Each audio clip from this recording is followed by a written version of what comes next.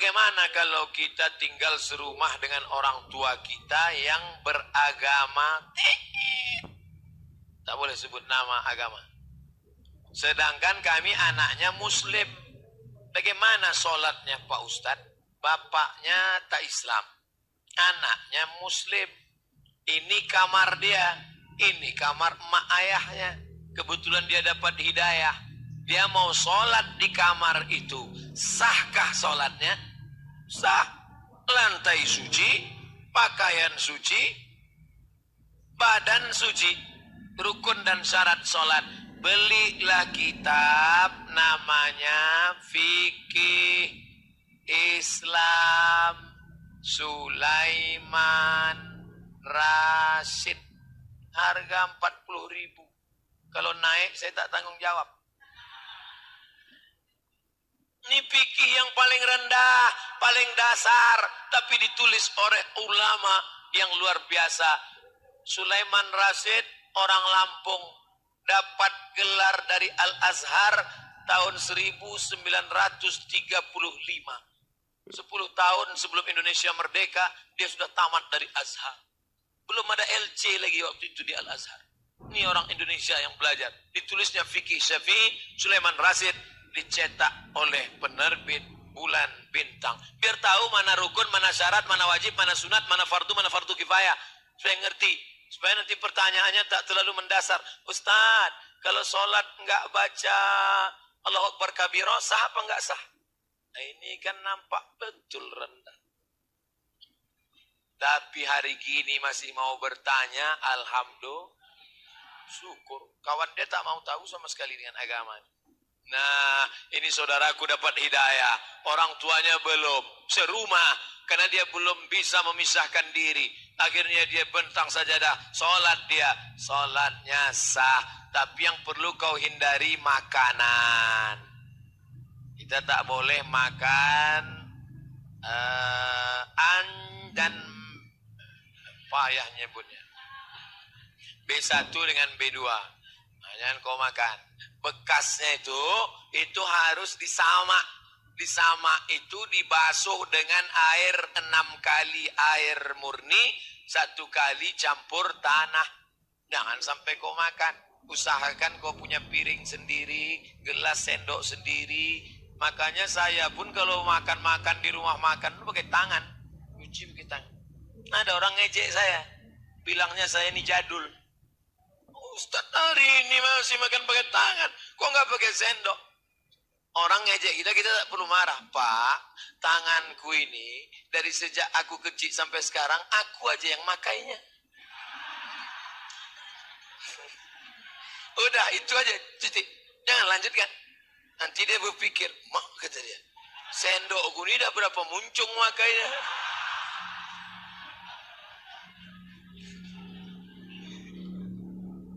Kalau dia otaknya sehat.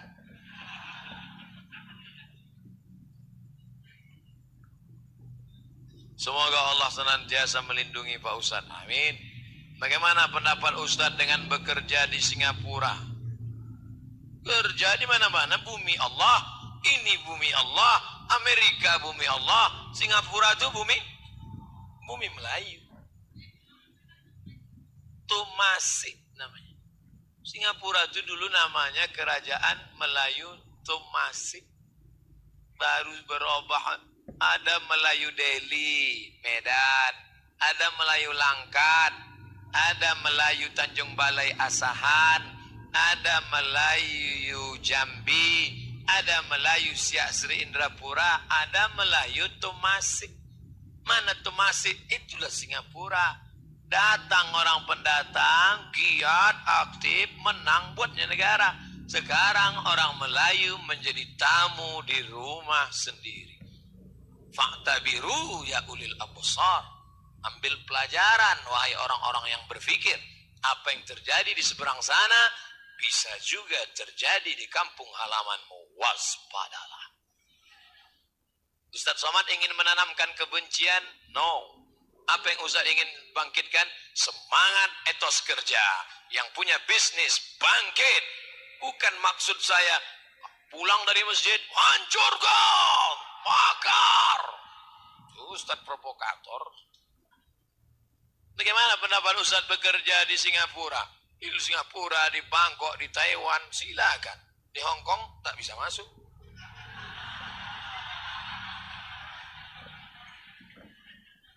Tapi tak pakai visa, ilegal. Visa ini peraturan siapa? Negara yang mengatur visa. Dulu kita mau masuk kemana-mana ada pakai cok visa? Tak ada, bebas saja. Nanti kalau saya bilang silakan bekerja tanpa visa, tiba-tiba ramai-ramai orang Batam sana. Pas tertangkap, ditanya sama polisinya, kenapa kau kerja di sini? Ini ceramah Ustadz Somad. Nah, tangkap saya. Kita ikuti aturan negara. Karena kalau tidak kita akan sulit sendiri. Jangan nanti pulang dari sini naik motor. Ditangkap sama razia. Tanya, mana SIM STNK PKB? Tak ada dalam Quran dan Sunnah. Kan ada aturan negara. Ulama-ulama pun kalau mau pergi umroh tetap juga cop paspor visa. Boleh disebut buku-buku karya dan terjemah selain 37 dan 99 karena belum tahu. Ada buku bagus, judulnya Sejarah Agama Yahudi. Bapak Ibu mesti tahu Yahudi. Penerjemahnya Abdul Somad LCMA. Diterjemahkan oleh Pustaka Al-Kausar Jakarta. Ustadz dapat untung kalau buku itu kami beli? Tidak. Karena saya tak dapat royalti. Kenapa Ustadz sebutkan? Saya ingin umat ini ngerti tentang masalah Yahudi. Nabi Ibrahim punya anak. Namanya Ishaq. Nabi Ishaq punya anak. Namanya Ya'qub. Nabi Ya'qub punya nama. Namanya Israel. Anak cucu Nabi Ya'qub disebut dengan Bani Israel. Ya'qub punya anak. Namanya, rupanya kalau belum makan nih payah ingat ya. Yusuf. Yusuf punya saudara. Namanya Yahuza. Yahuza punya cucu cicit. Itulah Yahudi. Inilah dia. Ibrahim punya anak. Namanya Ismail. Ismail punya cucu cicit. Itulah dia Muhammad sallallahu alaihi. Nah sekarang sedang berkonflik antara yang mengikut Muhammad sallallahu alaihi wasallam Palestina dengan yang membuat negara bernama Israel. Bagaimana lambang negaranya? Ini peta 4, garis biru di atas, garis biru di bawah, ada bintang segi 6. Biru di atas Sungai Nil. Biru di bawah Sungai Efrat. Di mana Sungai Nil? Mesir. Afrika Utara. Di mana Sungai Efrat? Irak. Di Asia. Artinya apa? Mereka akan membuat negara The Great Israelian. Negara Israel Raya yang luasnya dari Mesir ke Irak. Perang besar bernama Armageddon. Buku sejarah agama Yahudi. Ada, dapatkan di toko buku terdekat. Ada lagi buku judulnya Semua Ada Saatnya.